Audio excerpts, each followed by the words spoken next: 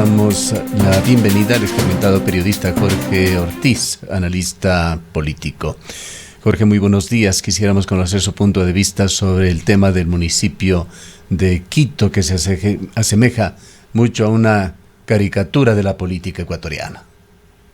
Gracias, Gustavo. Buenos días. Sí, una caricatura, pero una caricatura absolutamente dolorosa para quienes vivimos en Quito.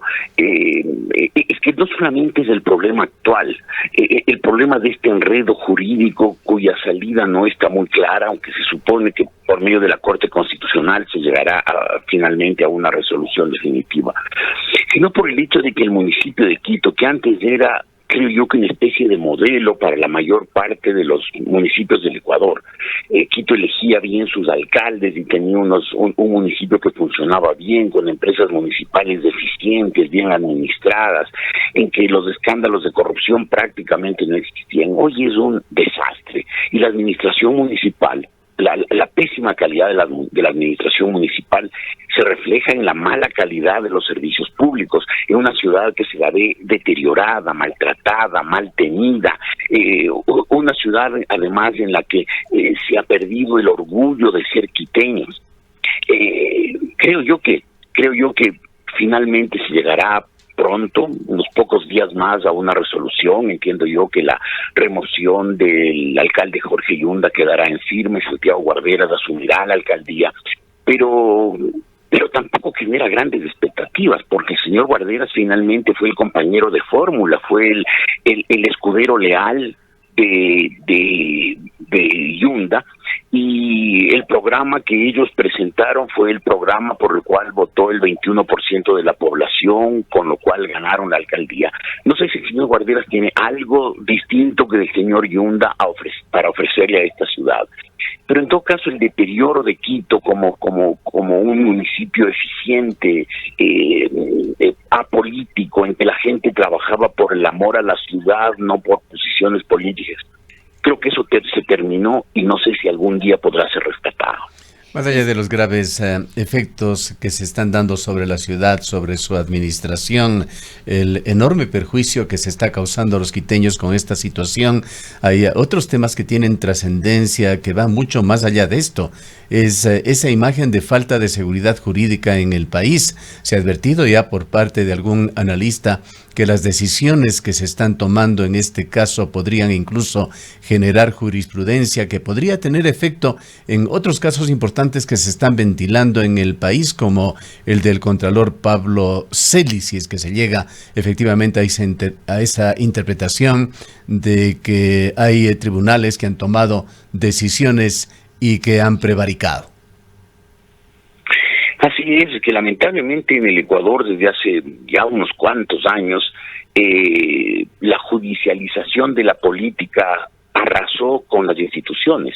El momento que, por ejemplo, el gobierno del presidente Febres Cordero intentó apoderarse de la justicia y Febres Cordero se quedó unos cuantos años después de ser presidente controlando buena parte de los jueces y tomando decisiones con respecto a la justicia. Después, cuando, por ejemplo, el expresidente Gutiérrez intervino la Corte Suprema, sacó a los jueces, puso su propia corte, la Pichicorte, y obviamente los 10 años de perversa metida de mano en la justicia del correísmo, todo eso generaron una, valga la expresión contradictoria, una jurisprudencia terrible, la posibilidad de que el Poder Ejecutivo intervenga en el Poder Judicial, rompiendo un principio básico de la democracia, que es la división de poderes. Pues hizo que las cortes sean utilizadas como un instrumento político, y hoy lo seguimos viendo a través de las cortes, en que se va a definir esta batalla entre Yunda y Guarderas. Y claro, se ha sentado la idea, ha quedado en la mente de los ecuatorianos, especialmente de los políticos y especialmente de los políticos más ruines, que hay que utilizar las cortes para lograr objetivos políticos, y eso está devastando la institucionalidad ecuatoriana. La gente en general no valora la importancia de las instituciones, pero los países que tienen las instituciones más fuertes, más sólidas, más duraderas, más inconmovibles, son los países que progresan, los países en que las instituciones son usadas como instrumentos de acción política, son los países que siguen empantanados en el tercer mundo, en sus crisis, en sus enredos, en sus estancamientos, que generan daños terribles a las sociedades. Es una pena lo que está pasando en el Ecuador y no se ve salida. Licenciado Ortiz, muy buenos días. Es indiscutible que esto ha generado un cansancio, un hartazgo entre la población quiteña. Los quiteños, las quiteñas han llegado a decir que se vayan todos, y eso le incluiría también al Consejo Cantonal. Hay problemas no solamente con Yunda, con Guarderas, por supuesto con la justicia, con esta reflexión que usted acaba de hacer y que se ha evidenciado una serie de irregularidades en torno a aquello, generando por supuesto más desconfianza por parte de los ciudadanos. Pero ¿qué pasa con el Consejo Cantonal? Bueno, el problema es que lamentablemente la elección de alcalde de Quito es una elección que perdió entidad, ¿no? Hasta hace pocos años elegir alcalde de Quito era un acto de militancia ciudadana por parte de los quiteños, y elegíamos bien. Teníamos buenos alcaldes, ¿no? Aquí lo elegimos a Sixto Durán Ballén, lo elegimos a Rodrigo Paz, a Roque Sevilla, a Yamil Maguad, a Álvaro Pérez. Un buen día, pues, los quiteños dejamos de darle importancia, no sé por qué, inexplicablemente, a la elección, y elegimos a cualquier persona. Lo elegimos al señor Barrera, simplemente porque ese momento el correísmo había taladrado la mente de los ecuatorianos en general, de los quiteños en particular, y el señor Barrera era pues la designación del señor Correa, y fue un mal alcalde. Y después nos pasamos al otro lado, hay que votar en contra del que nos ponga Correa, basta de imposiciones, y elegimos al señor Mauricio Rodas. Ahora lo elegimos al señor Yunda porque es un hombre del pueblo, un radiodifusor popular o populachero. Pero no hubo una reflexión profunda, no hubo un buscar un candidato con opciones, con capacidades, con equipos, con planes, con programas, sino que el señor Yunda es el oro homero, ¿no? Que tiene unos programas ahí que al pueblo, especialmente al pueblo intelectualmente más desprovisto, le entusiasma. Y el enredo es consecuencia de eso. Y el Consejo Municipal que salió de las elecciones es un Consejo Municipal en que de 21 miembros, 21 concejales, 10 eran correístas. Y esos 10 concejales correístas han sido un factor de desestabilización, de inestabilidad del municipio de Quito, porque ellos se han movido en función de esos intereses, de intereses políticos, no de los intereses de la ciudad. Y claro, finalmente unos terminaron cambiándose de camiseta, pasándose de un lado al otro. El Consejo Municipal ya no es ese refugio de quiteñidad, y el municipio ya no es ese ejemplo del amor de Quito, de los quiteños por Quito, ya no es. Hoy es una organización más, una institución más donde se dan peleas políticas bastardas. Y eso se refleja en el deterioro de Quito, el deterioro de los servicios de Quito, el deterioro de la calidad de vida en Quito. Claro. Hablando de este otro aspecto del daño que se causa a Quito y al país, no podemos imaginar cálculos, estimaciones sobre cuánto se ha pagado, por poner un límite, en los últimos 3 meses en sueldos a los alcaldes, a los concejales de Quito, a funcionarios que hoy son funcionarios, mañana no, pero sobre todo si se ha estimado el costo de oportunidad por la falta de decisiones para avanzar en soluciones urgentes para los habitantes de Quito. Seguramente esos costos son inconmensurables.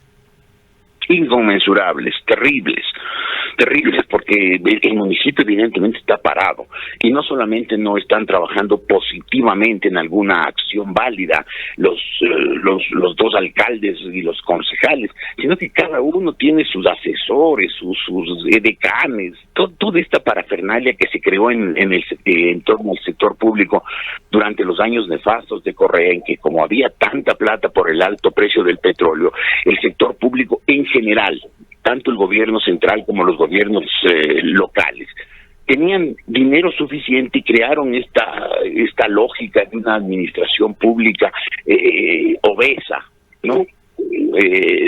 totalmente desproporcionada a la realidad, y entonces ahora los funcionarios públicos son unos señorones que andan con secretarios, con choferes, y claro, obviamente todo eso le cuesta enormemente a Quito, pero además yo sí creo que los quiteños como quiteños tenemos que hacer un mea culpa, que es extendible a los ecuatorianos en general, y es que nos hemos desentendido de la acción política. Yo creo que las redes sociales han envenenado la acción política, porque mucha gente que antes participaba en la vida de su comunidad, llámese la ciudad o el estado, y que antes salía a la calle, protestaba, se movía, se reunía, hacía organizaciones, hacía mítines, hoy se contenta con estar bien sentadotes en su casa, bien apoltronados, con una cerveza al lado, mandando memes y tweets y retuiteando cosas y creyendo que con eso tienen una acción política muy activa. Se sienten muy activos porque hoy retuitearon 14 veces y mandaron 18 memes. Eso no sirve para nada. Eso no sirve para nada, y lamentablemente hemos dejado los ecuatorianos, y muy particularmente los quiteños, de participar en la vida de nuestra comunidad. Licenciado Ortiz, ¿considera usted que la salida está en manos de la Corte Constitucional? Hay que pensar tal vez en una salida política. En algún momento escuchábamos a algún analista en este mismo espacio que decía que se debería volver a llamar o convocar nuevamente a elecciones. ¿Esto es posible? ¿Cuál es la salida que visualiza usted? No sé si constitucionalmente hay algún amparo como para poder convocar a nuevas elecciones. Entiendo yo que la Corte Constitucional, les he oído a un par de juristas, de constitucionalistas sólidos, decir que la salida es que la Corte Constitucional dirima esta controversia. Incluso hay quienes han planteado que no espere la acción extraordinaria de protección que se supone va a presentar Guarderas con los concejales que lo promueven, sino que de motu propio debería la Corte Constitucional, como para sentar una jurisprudencia de resolver estas controversias por sí sola, debería tomar una acción. Aparentemente hay un amparo legal que le permite hacerlo y decidir. Espero que eso ocurra, porque es urgente que se resuelva este problema. No es solamente una disputa entre dos señorones que quieren sentarse en el sillón de la alcaldía de Quito, sino es un pésimo precedente que se da, que estas ambiciones, estas codicias, estas zancadillas que se hacen los políticos unos a otros, paralizan la ciudad y eventualmente también ha ocurrido con el país, se ha paralizado. Pero también yo creo que la Corte Constitucional debe intervenir para resolver este problema, y creo yo que los ciudadanos ecuatorianos en general y en esta circunstancia los quiteños en particular debemos hacer un mea culpa y tener una autocrítica, una reflexión, y entender que las elecciones de nuestras autoridades son elecciones en serio, que nos afectan y que no las podemos tomar a la ligera, elegir a la primera, votar por cualquiera porque es un chévere radiodifusor, o porque tiene ojitos verdes y dice lindas cosas, como fue la tontería por la que mucha gente votó por Correa. Sino que hay que votar por gente sólida, seria, que aunque no sean buenos en la tarima, que no sean unos picos de oro, sean unos seres capaces, seres humanos con buenas intenciones, que al tomar posesión de las instituciones se dediquen a trabajar por el bien común y no por su propia vanidad, por su propia gloria, por su propio poder.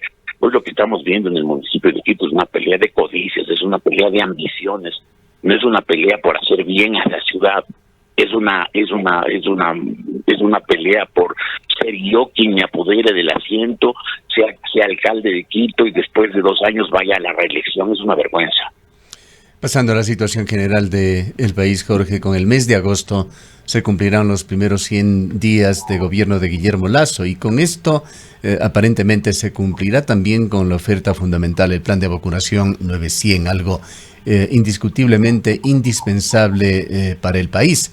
pero quedan todos los otros problemas por resolver. Entre estos, Ecuador afronta una de las mayores crisis de empleo, con casi 6 millones de personas entre el desempleo o el trabajo no adecuado. ¿Qué cabe esperar luego de estos 100 días, digamos que en el corto y el mediano plazo, con respecto al manejo del país? Bueno, yo creo, Gustavo, que el presidente Lasso todavía nos debe su plan económico integral. Ha hecho algunos anuncios, sabemos más o menos por dónde irá, cuáles son sus cosmovisiones, sus visiones de la sociedad. Es un hombre liberal, que cree en la libre empresa, que cree en la iniciativa privada, que cree en el emprendimiento ciudadano. Sabemos cuáles serán básicamente las líneas maestras de su acción, pero nos tiene que presentar ya un programa detallado, ¿no? Específico, con las medidas concretas que tomará en el corto, en el mediano y en el largo plazos. Creo yo que rescatar la economía, empezando por eso que usted muy bien mencionaba, el tema del empleo. Hay que ponerle un esfuerzo, un empeño, una dedicación a resolver el problema del desempleo. Y tenemos unas cifras de desempleo que son angustiosas, agobiantes, desesperantes, y creo que el presidente Lasso nos debe anunciar el plan a través del cual piensa empezar a solucionar el problema dramático del desempleo. Creo que nos está debiendo eso, pero yo creo que espero que haya sido así un acto de prudencia no haberlo anunciado previamente, porque creo yo que estaba con el plan de vacunación acumulando capital político. Es evidente que el plan de vacunación ha sido un gran éxito, que si lo sabe capitalizar en el tema de la comunicación, lo cual no creo que está funcionando muy bien todavía, pero si con la comunicación logra capitalizar políticamente el éxito del plan de vacunación, tendrá el respaldo político necesario para anunciar un plan que incluya transformaciones difíciles, como por ejemplo la flexibilización laboral, como por ejemplo una reforma tributaria integral. De manera que, teniendo ese respaldo político, ese capital político que ha acumulado con la vacunación, logre un respaldo ciudadano, logre un apoyo de la gente y logre incluso maniatar al Congreso en su demagogia brutal.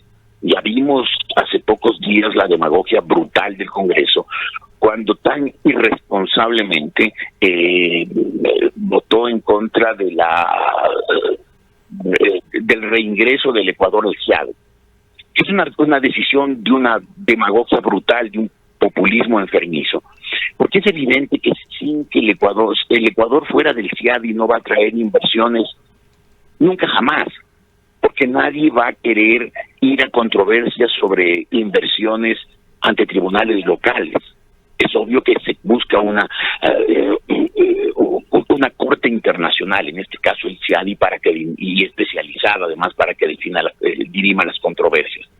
Entonces creo yo que el presidente Lasso debe tener un capital político fuerte para que el Congreso no se lance a la demagogia de objetarle ese plan, sino que el presidente Lasso, haciendo uso del poder que le dimos a los ecuatorianos cuando lo elegimos, hayamos o no hayamos votado por él, pero él fue elegido presidente y es el presidente legítimo y tiene el derecho y el deber de ejecutar su programa, el programa por el cual lo elegimos.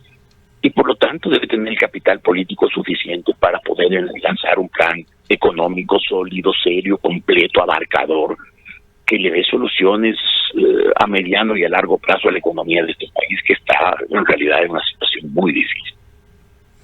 Para finalizar, Jorge, y apelando a su experticia internacional, ¿cómo ve la situación global más allá de nuestras fronteras, los efectos de la pandemia que siguen complicando incluso los países desarrollados, en donde tienen que volver al uso de la mascarilla, por ejemplo, con el aumento de casos, a pesar del avance de la vacunación en la gran mayoría de estos países avanzados? Y por otra parte, la situación siempre compleja, situación política de Latinoamérica, sobre todo en los países vecinos.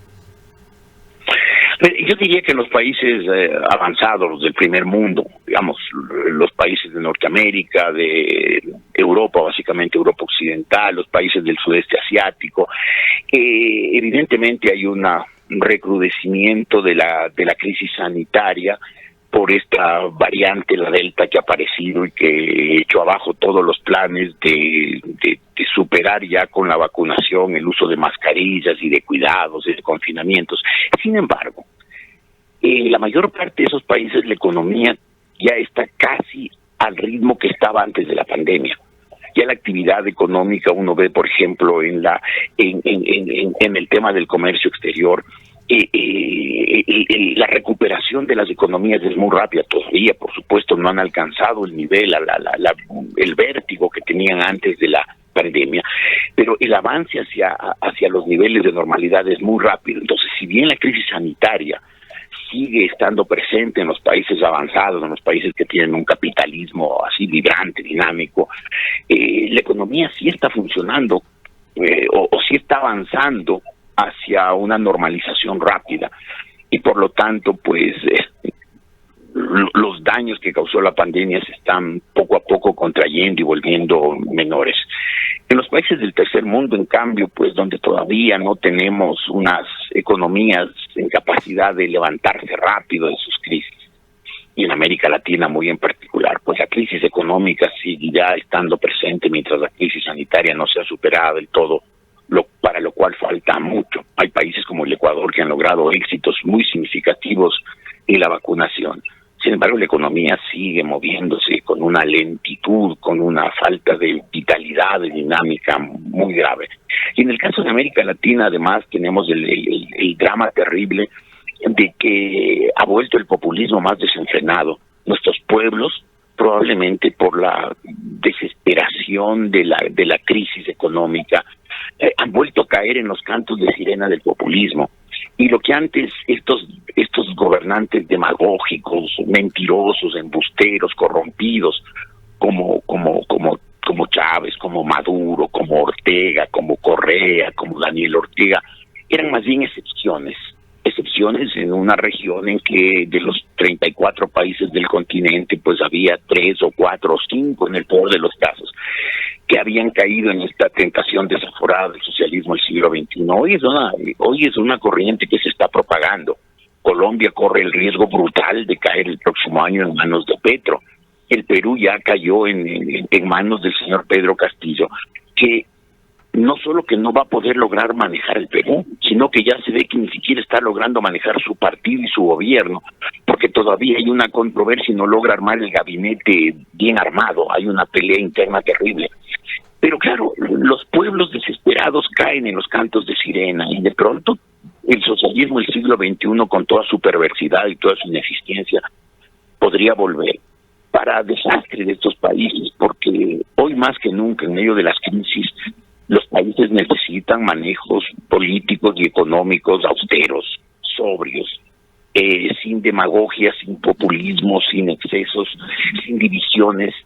Y precisamente lo que traen los socialistas del siglo XXI es eso, ¿no? Populismo, demagogia, división, confrontación, discursos bonitos que le llenan el oído, que le gustan a la gente, pero que le hacen un daño terrible.